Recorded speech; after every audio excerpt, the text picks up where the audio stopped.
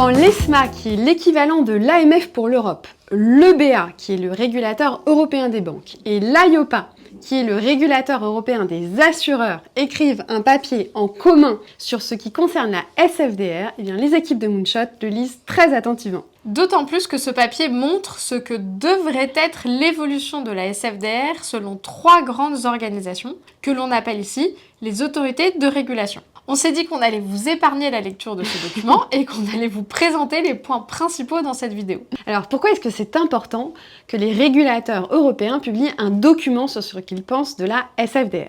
Parce que ces autorités de surveillance supervisent les autorités de régulation nationales.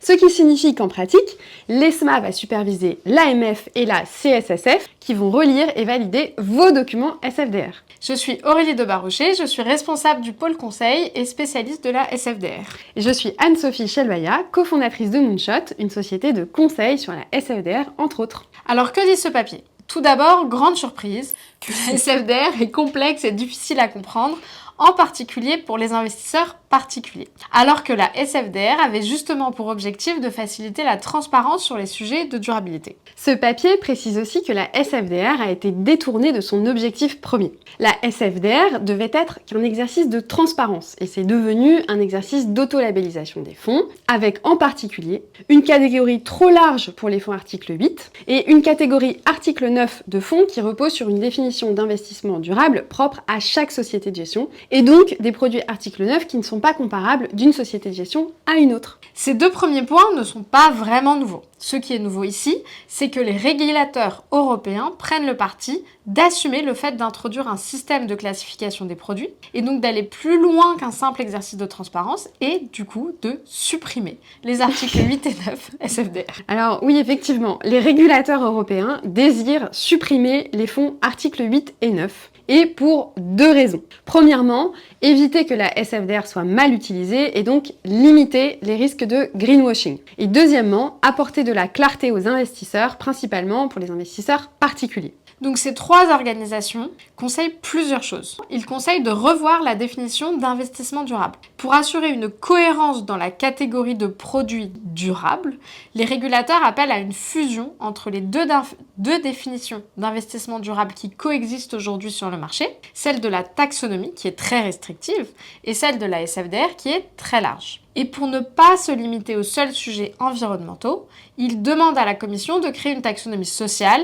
projet qui, on vous le rappelle, a été ouvert en 2020 pour être enterré. Deuxième chose que les régulateurs conseillent à la Commission européenne de faire, eh bien, c'est d'élargir le champ des produits qui entrent en application. En gros, l'idée, c'est de s'assurer que la SFDR s'applique à tous les produits financiers, comme par exemple certains produits structurés, certains produits assurantiels et à toutes les classes d'actifs, dont les obligations souveraines. Troisièmement, il demande à la Commission de simplifier la documentation réglementaire. En faisant ça, il propose de limiter aux éléments essentiels les informations qui vont être transmises aux particuliers, sachant que des documents plus poussés pourraient être publiés pour les investisseurs institutionnels. Et enfin, 4e chose que ces régulateurs demandent à la Commission de faire, c'est de changer un peu les règles actuelles en ce qui concerne les PAI, donc les principales incidences négatives des investissements. Ils aimeraient qu'il y ait une distinction entre le fait de publier des indicateurs PAI, et que ce soit par exemple obligatoire pour tous les produits ESG, et le fait de prendre en compte les PAI dans les décisions d'investissement. La prise en compte des PAI avant ou pendant un investissement pourrait être obligatoire seulement pour certaines catégories de produits. 5e, les régulateurs européens demandent à la Commission de bien faire le lien entre les objectifs poursuivis par le fonds et son nom. Ici, les autorités européennes sont cohérentes avec le papier Fund Naming qu'ils ont publié il y a quelques semaines. Nous vous conseillons d'ailleurs la vidéo de Moonshot sur le sujet qui s'appelle « Allez-vous devoir changer les noms de vos fonds ?» Alors maintenant, rentrons dans le détail des nouvelles catégories de produits que les régulateurs veulent créer. Ils en proposent aujourd'hui 2. Théoriquement, il pourrait y en avoir d'autres dans le futur. Ces 2 nouvelles catégories de produits s'appuient sur des critères minimums et non pas d'ailleurs des critères d'excellence. Enfin, il s'agit des propres mots des régulateurs. Bref, c'est-à-dire qu'à chaque catégorie de produits doit être associé un indicateur de durabilité qui lui-même s'appuie sur des critères ou des seuils minimaux. Et avant de vous présenter ces deux catégories, sachez que si vous êtes perdu dans la réglementation finance durable, c'est normal. Mais heureusement, il y a la veille Moonshot, c'est très simple.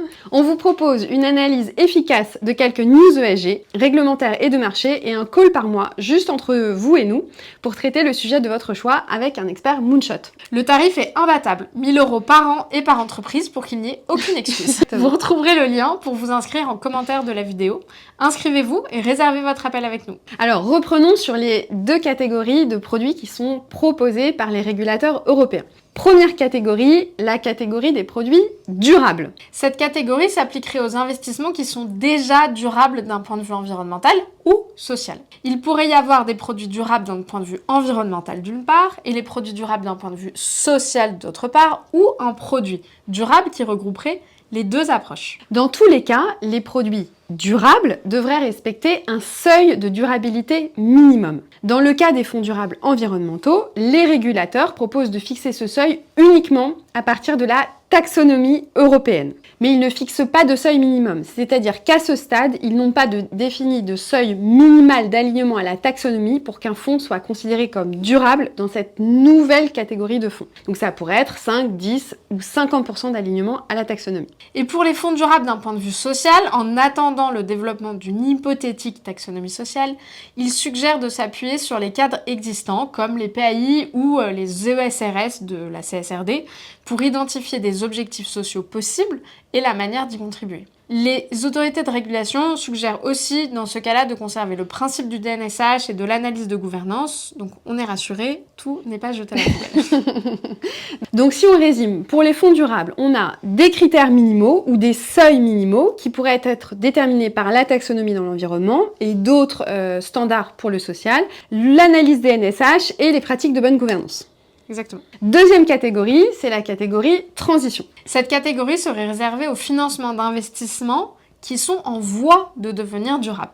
Pour cela, les régulateurs recommandent à la Commission européenne de définir des exclusions appropriées, sans dire lesquelles, des critères pour évaluer de manière crédible et ambitieuse les plans de transition, et enfin d'imposer que la part minimale des investissements en transition augmente dans le temps. Cela rendrait ces produits très compatibles avec la logique de l'épargne long terme, comme les produits d'assurance vie ou les produits d'épargne retraite. On attend donc la réponse de la Commission sur les critères d'un fonds de transition. Ces produits devraient définir clairement leur niveau d'ambition en définissant un objectif de transition à atteindre à long terme et des objectifs intermédiaires. Et accrochez-vous, il ne serait pas nécessaire de conserver le DNSH pour cette catégorie de fonds transition, mais il faudrait qu'une distinction soit faite entre les activités qui sont nocives mais en transition et les activités qui sont par nature nocives. Et dernier point, qui est important aussi, c'est dans cette catégorie que les autorités de régulation européennes suggèrent de créer une sous-catégorie impact. Ce serait pour les produits qui souhaitent apporter à une solution un enjeu de durabilité précis. Et enfin, dernier point